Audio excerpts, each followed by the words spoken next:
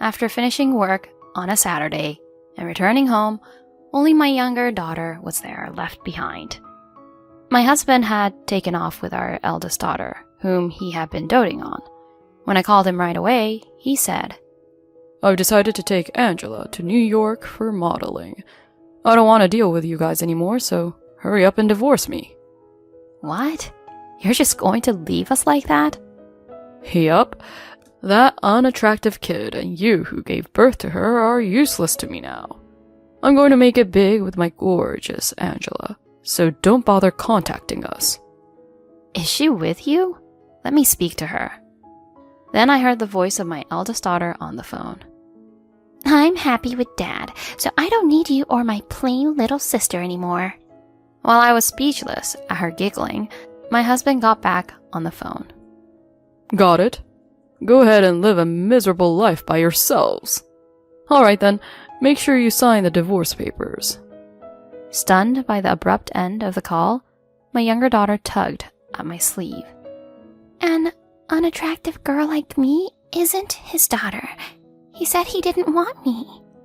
I finally exploded in anger. He only showered affection on our eldest and left us behind. On top of it all, he even left an indelible mark on our youngest. I vowed to hold him accountable someday. "Just wait and see." I contained my anger and told her, "It's okay. I'll make sure he regrets this." 10 years later, an astonishing turn of events unfolded for us. I'm Teresa, a 46-year-old single mother of a 16-year-old daughter named Nadia. Actually, I have another daughter, who's an older sister to her. Let me start my story by explaining why I'm living only with one daughter. I got married once at the age of 25. My ex-husband's name is Ryan. He was a professional photographer. When I started working, I was chosen as a hair model for a salon. He was the photographer at the shoot and asked me out. That was how it all began for us. He was into fashion and cared a lot about appearances. He honestly told me that he fell for my looks. 2 years into our relationship, he popped the question. "Babe, will you marry me? I'll surely keep making you happy." Of course! I feel so lucky to have you. His job and income weren't steady, but since I had a good job at a major company, I wasn't too concerned. "I want a kid right away. A girl would be nice. I want to doll her up a lot." Boy or girl, either would be adorable for sure. I'm so excited. 6 months after that conversation, my pregnancy was confirmed. When we found out it was a girl, he jumped up and down with joy. "Well done, love. Surely our girl will be cute because she's ours." During my morning sickness phase, he helped with chores and took care of me a lot, and eventually I gave birth. What came into the world was an adorable girl with big, deep blue eyes. We named her Angela. While he was good with chores, he didn't help much with childcare. When Angela was in a good mood, he held her or took photos. But when it came to changing diapers or making milk, he suddenly disappeared. I found it frustrating, but I did my best to take care of our baby. By the time Angela turned 3, she had grown quite adorable, and people praised her prettiness. Ryan was ecstatic about it. "She could become an actress or a model in the future. She's so cute." Yeah, maybe. But we should support whatever path she chooses. Around that time, I found out about my second pregnancy. It was another girl, and he was overjoyed again. "I'm sure she's going to be cute just like Angela. They'll be talked about as beautiful sisters." Handling pregnancy while raising Angela was tough, but I survived and gave birth to a little girl. However, she didn't resemble Angela as Ryan expected and had slanted brown eyes. Still, she was undeniably cute. I cradled her and showed her to Ryan. Suddenly, his expression twisted. What the heck's wrong with her? She's got brown eyes. Shush. She's our beautiful child. Here, hold her. You and I have blue eyes, so why does she come out with brown? Ugh, her eyes are slanted too. I'm disappointed that such an unattractive baby came out. Oh my god. How dare you say that? God darn it. The dream of having sibling models is over. I have to take care of Angela, so I'm leaving. Just like that, without even discussing the name of our second daughter, he took Angela's hand and left the hospital. And don't worry, you have a bright future ahead. I'll do anything to protect you. I named her Nadia and hugged her tightly. After I was discharged, life as a family of 4 began. Ryan only doted on Angela and never paid attention to Nadia. He'd give Angela heaps of presents on her birthday, but didn't even remember Nadia's. So, I always made sure to prepare as many gifts for her. I constantly warned him about the unfair treatment. Stop discriminating against one daughter over the other. They're both our precious kids, you know? Oh, shut up.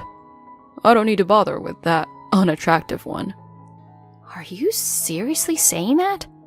As a parent, that's outrageous. Come on. She probably got brown eyes from your dad, you know? Indeed. My dad did have brown eyes.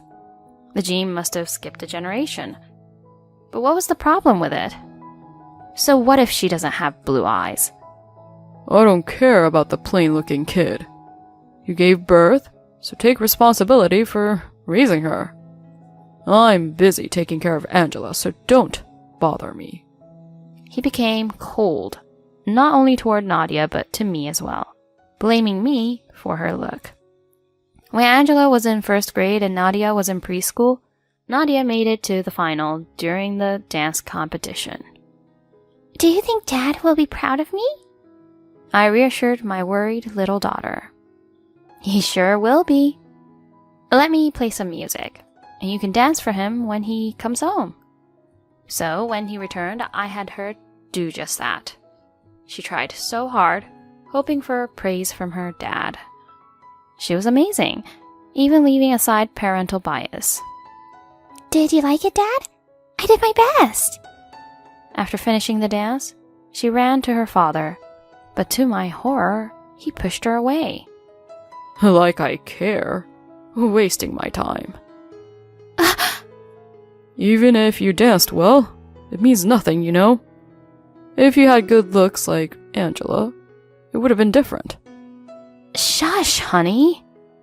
When I intervened, Angela suddenly appeared, smirking. The not-so-cute one tried so hard but failed. Angela, watch your mouth. She was excellent. I scolded her immediately, to which Ryan glared fiercely at me. Don't talk to my girl like that. And then he took her to the bedroom for their nightly bedtime movie. I want to watch a movie with Dad too. All I could do was hug Nadia, who trembled, fighting back her tears. After that, Ryan continued doting on Angela, ignoring Nadia. I dedicated myself to giving more love and attention to Nadia. Time passed, and Angela turned 9, and Nadia was 6. One day, I had to work on Saturday, so I left the girls with Ryan. When I hurried home in the evening to make dinner, I found Nadia alone, waiting for me. Hey, Nadia, where's Dad and Angela? Dad took her and left, she whispered tearfully in a small voice. Checking the rooms, I noticed some of their belongings were missing. Moreover, there were divorce papers on the table. I called Ryan immediately, and he picked up after a few calls. Hello? What do you want? What do you mean you left? Is Angela with you? And what are these divorce papers? I fiercely rattled on in one breath, and he answered irritatedly. Stop hissing. I decided to take Angela to New York for her modeling. I don't need you or Nadia anymore, so divorce me quickly. What? You're just going to leave us like that? Yep, that unattractive kid and you who gave birth to her are useless to me now. I'm going to make it big with my gorgeous Angela, so don't bother contacting us. Where is she? Is she with you? Let me speak to her. Then I heard her voice on the phone. I'm happy with Dad, so I don't need you or my unattractive little sister anymore. While I was speechless at her giggling, Ryan got back on the phone. Got it. Go ahead and live a miserable life by yourselves. Alright then, make sure you sign the divorce papers. Stunned by the abrupt end of the call, my younger daughter tugged at my sleeve. An unattractive girl like me isn't his daughter. He said he didn't want me. I finally exploded in anger. He only showered affection on our eldest and left us behind. On top of it all, he even left an indelible mark on our youngest. I vowed to hold him accountable someday. Just wait and see. I contained my anger and told her, "It's okay. I'll make sure he regrets this." Then, I hugged her in my arms tightly. After that, I went through with divorce. Ryan and Angela started living in New York City, but they blocked my number, so I didn't know their whereabouts. I worked while earnestly raising Nadia. The words in abandonment by her father deeply scarred her, and she remained unstable for a while. One day, I took her to check out a dance class. Remember, you were good at dancing. Want to try it out? Can a girl like me be accepted? Don't say that. You shine when you're dancing. She finally smiled and started going to the dance class enthusiastically. From then on, we built a strong bond of mutual support and solidarity. She willingly helped with the chores, excelled in school, and grew into a wonderful young adult. Years passed, and she turned 16 and started attending high school. While spending time at home as usual, the doorbell rang suddenly. Much to my surprise, I saw a completely transformed Ryan and Angela standing there. He looked emaciated, his head full of gray hair, visibly aged. Angela, on the other hand, retained her facial features, but had gained a lot of weight. "Please leave." As soon as I said that, they forcibly barged into the house. Ryan went straight to Nadia and looked her square in the face. I can't believe this. You're really the sought-after backdancer, Nadia. She had grown beautifully over the past 10 years. Moreover, recognized for her dancing style, she had been working as a backdancer of top-rated musicians. Though her looks may be ordinary, her dance techniques were highly praised compared to the others at her age, making her one of the most wanted dancers in music videos. Facing them, she silently placed her glass down and looked at the two. Nadia, do you remember me? I'm your dad. I never expected you to become this successful. I saw you on TV and couldn't believe my eyes. You're my proud daughter. Did you come back just to say that? When I intervened, he glared at me intensely. Shut up. Why didn't you tell me about her success in the first place? I had no obligation to do so. He always favored Angela and left us. Remember? He cursed me under his breath, and then turned to Nadia once again to flatter her. Listen, Nadia, we came all the way today with a request. Can you introduce Angela to your connections? What in the world? I involuntarily let out a screech. Then, Angela interjected, her nostrils flaring. I've been auditioning for music videos and stuff, but I never get called back. No modeling gigs either. How is it possible that someone as beautiful as me is unknown, while a plain Jane like you is all over the media? Nadia was quietly eating dinner while staring at the two, but she hadn't said a word. Hey, Nadia, If you recommend her, you guys will be famous as the beautiful sisters. I'm begging you. You must know all sorts of people in the industry. So, it's easy, right? Darn right. You gotta hook me up. You must be happy that your sister's back, right? Things that came out of their mouths were beyond foolish and almost lunatic. Just as I was about to shut them off, Nadia quietly spoke up. Who are you guys? Huh? They were perplexed, looking at each other, but they quickly grew angry. Are you mocking us? I'm your father who raised you. So rude. We're family, aren't we? Nadia cut them off bluntly. My family is just my mom. I don't know you people. Your mom? Nadia glanced at me, to which I replied with a nod. She's right. Please, leave now. At that moment, Ryan shoved me hard. Don't act so high and mighty, you wicked witch. Nadia rushed to my side, her face boiling with anger. What the heck, Baldy? Baldy? He was shocked by her direct insult. Nadia continued fiercely, paying no attention. Let me tell you something. You used to hurl insults at me and irresponsibly abandoned me and Mom. Do you have any idea how I felt back then? I'll never forgive you. I'll never acknowledge you as a father. He gasped and fell silent. She turned her attention to Angela next. And you? What the heck happened to you? You let yourself go and you're looking like a walrus. You probably never put in any effort, did you?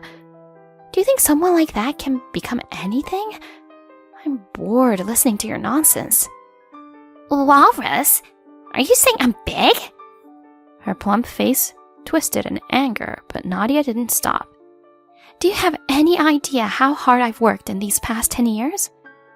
Mom always believed in me and encouraged me. I am who I am now thanks to her. Oh, sweetheart. You just came here trying to suck up to me, but you're strangers. Get out of here already, you trash. Ryan and Angela flinched at her ferocious expression.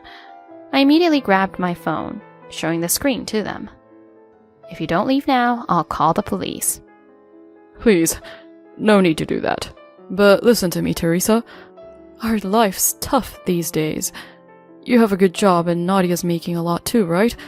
Can't you help us a little? Alright, I'm calling in 3, 2, 1. Angela, let's go. And so they finally left with their tails between their legs. What I heard from distant relatives was that Ryan took Angela to NYC to become a model. However, the competition was much steeper than he ever imagined, and she wasn't able to get any offers. She didn't give up and kept auditioning, but being spoiled by Ryan inflated her self-esteem. Moreover, there was no one to manage her lifestyle, so she ended up with that body shape. Ryan earns a meager income as a photographer, but it all disappears in her food expenses. Nevertheless, they came to us trying to seize an opportunity. I hear that he's still determined to make Angela a celebrity, but it's likely an impossible dream. Not putting effort into anything to polish her skills, her overconfidence won't sustain her as a working professional. They'll probably continue to struggle ahead. On the other hand, I have a fulfilling life with Nadia. Mom, I'm going to spoil you rotten from now on, she declares happily. It's all right. I'm just happy to see you shining and enjoying what you love. As we talk, that's her dancing powerfully on the TV screen in front of us.